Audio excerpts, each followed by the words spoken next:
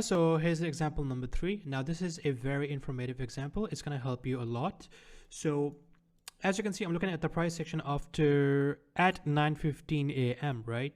And I will mark out the low of the day and the high of the day and the midnight open just for, you know, for my own information.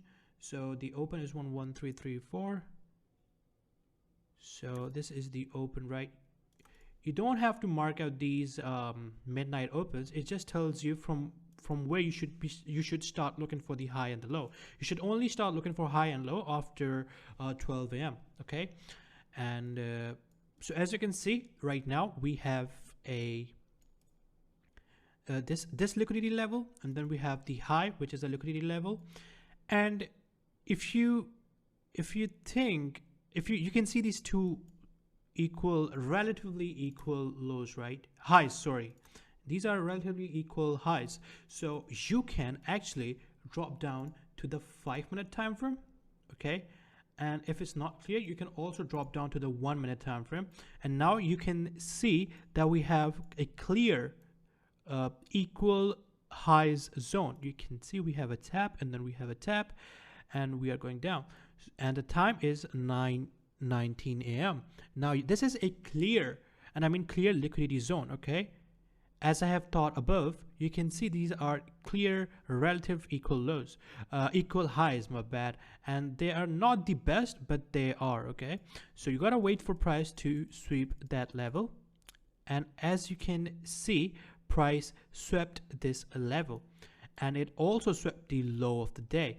So what you should be looking for here is a market structure shift, but it doesn't happen. Now what you can do, since the imbalance was so big, you can take your entry from the auto block level, okay?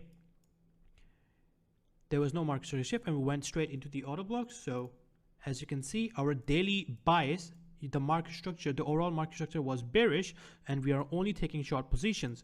We would not take long. The previous example that I showed, we should have not taken the long because the market structure was bearish, but it still works. But I'm saying that if you take the trades in the overall market direction, the win rate is going to be higher, and I mean much higher.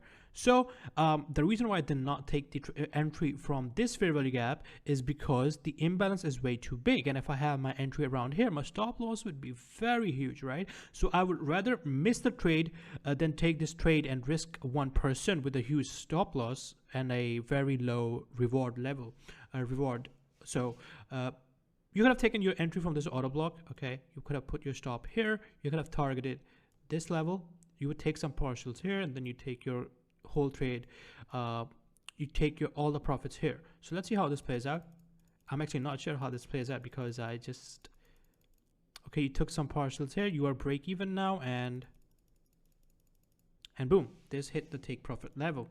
So what are the key things that we noted? So if the price before 9:15, if you see a liquidity level like this, equal highs or a significant high, or you know, any type of liquidity, guys, it doesn't matter, and then you see this huge displacement after liquidity sweep, you take your entry.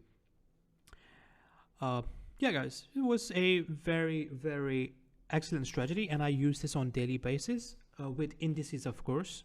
So I hope you guys like this lecture, and I'll see you guys in the next video.